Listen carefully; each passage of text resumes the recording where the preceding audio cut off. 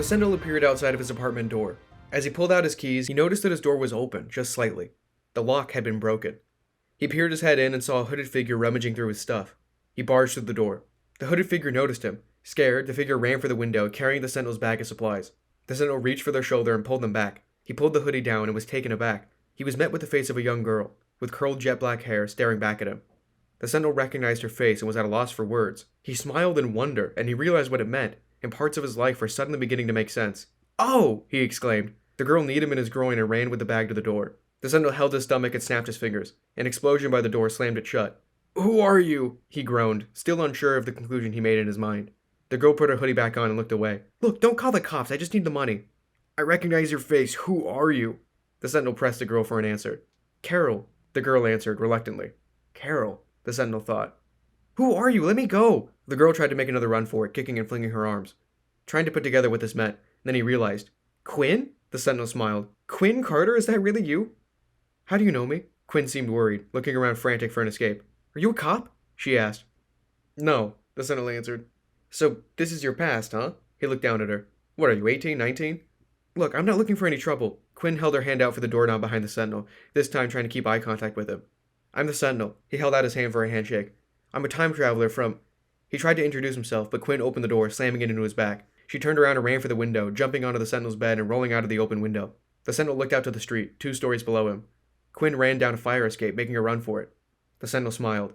He flashed away, appearing at the end of the fire escape, leaning against a wall. "From New York City," he finished. Quinn stopped as quickly as she could, slowing her steps, but she pushed her arms out.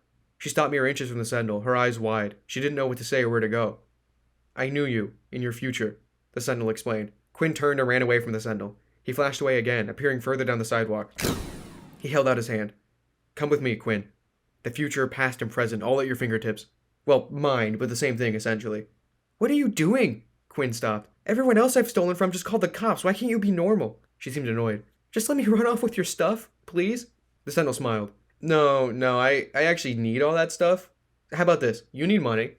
"Right." Quinn nodded, waiting to see where he was going with this. "What if I told you that in your future you'd become the president, but only if you travel with me? How's that sound?" "Sounds like you're desperate and trying out more and more elaborate pickup lines," Quinn scoffed. "What? No, it's just that, well, look, this literally needs to happen so that my past makes any sense at all. I see no other way events could have played out." Quinn gave the Sentinel a look that let him know that there was no way of backing out of this despite how wrong she was. "Look, your life doesn't look like it's going too well right now," the Sentinel stated. "No, it's not. That's why I'm stealing all your shit," Quinn muttered, annoyed at the Sentinel's persistence. "Right, okay," the Sentinel interrupted.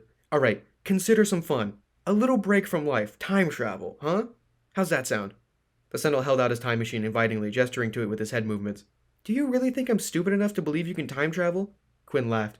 "I mean, I may look stupid, but I'm not." "No, I know you're not. That's why you're questioning it, but at least have some belief in there. I mean, I did beat you down the stairs and the street without even so much as taking a step, so..." The Sentinel thought for sure that would convince her. "Okay, prove it." Quinn crossed her arms, waiting. "Well," the Sentinel thought for a moment. "Where do you want to go?" "Nowhere, because you can't time travel." Quinn laughed, thinking she was clever. The Sentinel grabbed her wrist. "You gotta be more creative than that." They flashed away and appeared not too far from where they already were. Quinn looked around, confused and disoriented. The Sentinel tapped her shoulder and pointed up. She looked up just in time to witness herself jump from the Sentinel's window and onto the fire escape. She looked back at the Sentinel. "Coincidence." Oh, yeah, obviously, because you're telling me that someone in a black hoodie jumped from my apartment window and was chased by a guy in a coat and a vest, just like what just happened to you, like, a minute ago? Quinn watched herself and the Sentinel argue at the end of the fire escape. "Stubborn, look, I know you believe me now. You can stop pretending. Where do you want to go?" "Anywhere in the universe. Any when in the universe." "Anywhere?" Quinn kept staring at herself and the Sentinel in the distance. "Like even other planets?" "Yeah," the Sentinel nodded. "What about Mars?" Quinn suggested hopefully. "Anywhere but Mars," the Sentinel clarified. "Why?" Quinn looked back at him when herself and the Sentinel disappeared in the distance. "It's complicated. Anywhere else?" Quinn thought for a few moments. "I want to go home." She looked up at the Sentinel. "Can I?" The Sentinel held out his hand. The box sat in his palm. "Sure." The two of them flashed away the second Quinn placed her hand in his. "Where are we?" The Sentinel looked around. They were on top of a hill overlooking a steep street. They were in a neighborhood, standing near a house that Quinn's eyes were locked on. "San Diego?" Quinn walked forward to the house, awestruck. "It actually worked," she whispered in disbelief. She looked down at her hands, then knelt and felt the ground, dragging her fingers across the cracked, dry asphalt. "There's no way. Is this real?" she whispered. When are we? The Sentinel followed, trying to look around for any indications of time frame in case Quinn didn't answer. It should be 2053. My birthday. She stopped in front of the door of the house. If it worked. If this is real. It's real. The Sentinel stared at Quinn, wondering why she seemed off. Why here? The Sentinel stopped behind her, putting the box back in his pocket. Of all places. It's my brother's and my 16th birthday. Quinn continued to stare at the house. Twins, she elaborated, then turned her attention back to the Sentinel. I missed his. Was at a party with my friends. Quinn knocked on the door. You went back in time 2 years to make up for missing your brother's birthday? Weird thing to do with time travel, but okay. The Sentinel didn't think she was telling the full truth, but he followed along with her out of curiosity. The door opened. An older woman was surprised to see Quinn. Carol, you made it. I thought... she began. Finished early, Mom. Quinn walked into the house without further explanation. Her mom stopped her. Who's this? She gestured toward the Sentinel. Carol, do you have a boyfriend? No, Mom, he's... Quinn couldn't explain fast enough to her mother who the Sentinel was in a convincing way, leaving an awkward pause after she started her explanation. A friend of... the Sentinel began before realizing he didn't know Quinn's brother's name. Quinn knew what he was trying to do and finished for him. Ben. He's Ben's friend. All right, well, come on in. You're just in time for the barbecue. They walked in. Quinn shoved her hands in her hoodie pocket and looked around anxiously. She tapped her foot impatiently. The Sentinel couldn't help but notice how nervous she seemed. He was growing worried. Something was off. Hey, Quinn, he tried to ask, but was ignored. Ben! Quinn yelled, startling the Sentinel. She ran to her brother, jumping into his arms and hugging him tightly. The hug surprised Ben as much as it did the Sentinel. Geez, Quinn, a little warning next time? Ben laughed. I thought you were with your friends. I was, yeah. Quinn's hug grew tighter. Hold on. The Sentinel had a troubling thought. Quinn, can I speak with you for a second? He requested. Wait up, she responded, quickly turning her attention back to her brother. Ben, come outside with me, please. Quinn was almost begging him. Quinn, you're being weird. Who's the guy? Ben looked at the Sentinel with a nervous glint in his eye. Ben, come on. Quinn shook his shoulders. No, my friends want to hang out in here. I'll come out when the food's ready. Ben started to walk away.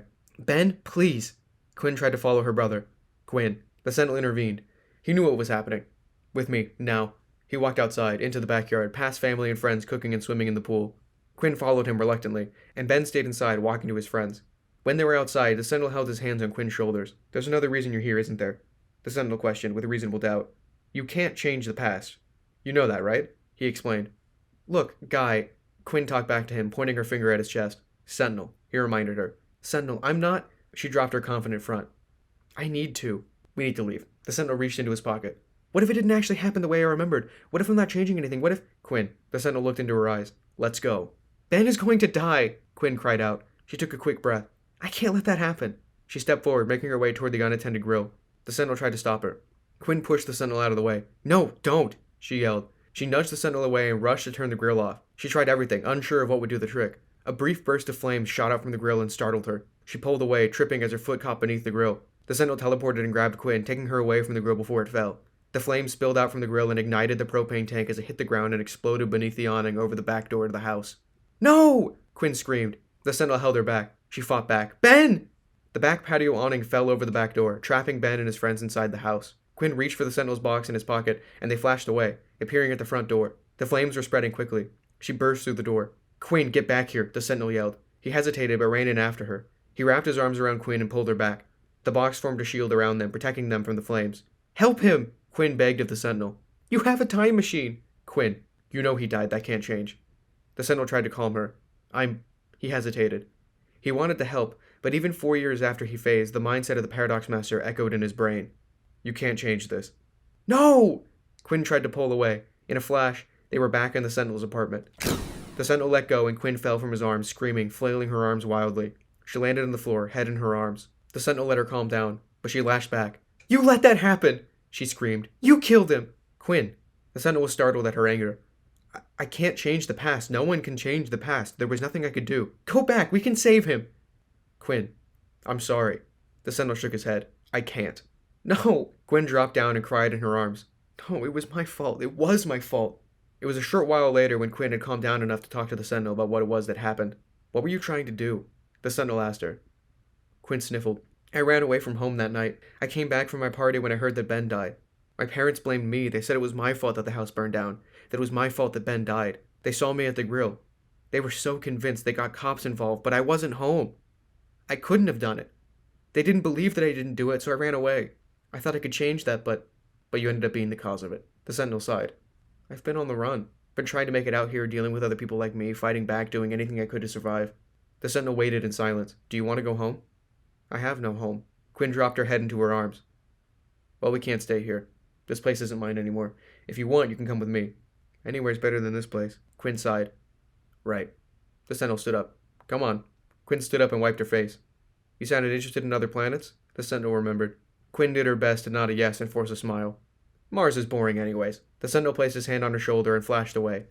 They appeared for a quick stop back in time on the sidewalk to pick up the bag of the Sentinel's stuff, and they flashed away again. They appeared just outside of the Sentinel's new lab on Janistar. You know, for an alien planet, this looks disappointingly a lot like LA, Quinn commented after taking a look around, trying to cheer herself up. Is this really a different planet? She questioned the validity of the Sentinel's traveling abilities. Guy? She nudged the Sentinel. The Sentinel stared at the lab in front of him. It shared an uncanny resemblance to the lab he once lived in on Earth, nearly identical on the outside. He stepped up to the entrance and forced his hand onto the cold door handle. He twisted it slowly, removing the keys from the door as he opened it. He pulled a note off the door written by Vax that told him that what was supposed to be Matrona's room was now a guest room. Other than that, everything was identical. As the Sentinel stepped in, he was struck with awe. His bar kitchen was in the same place, leading directly to the open hallway into the lab. The living room and the hallway near the lab split down to the guest room. He smiled, finally feeling a sense of home even this far away. So you really are a time traveler, huh? Quinn plopped herself on the Sentinel's couch, as if she owned the place. The Sentinel put his bag of stuff down and made his way to the kitchen. What gave it away? He asked. Make yourself at home, but if you need help getting back up on your feet, then you can find a place for yourself out there. Hey, Guy? Quinn turned around, drooping her arms over the couch. I feel like I should apologize for breaking into your place and trying to steal your stuff. It's no problem, the Sentinel assured her. Plus, I don't know, I guess knowing how you turn out just sort of gave me some automatic trust. The Sentinel splashed his face with water from the sink. So I really will become the president, huh? Yeah, maybe I shouldn't have said so much. The Sentinel turned off the sink and walked into the living room. You've had a crazy day, why don't you get some sleep? Guest room should be down the hall. Thank you. Quinn groaned as she stood up. No problem. The Sentinel sat down on the couch and stared at his tiny blue box from every angle, admiring its simplicity, but missing its old look. Quinn went off to bed, and the Sentinel stayed awake through the dark night of Janistar into the dark, sunless morning.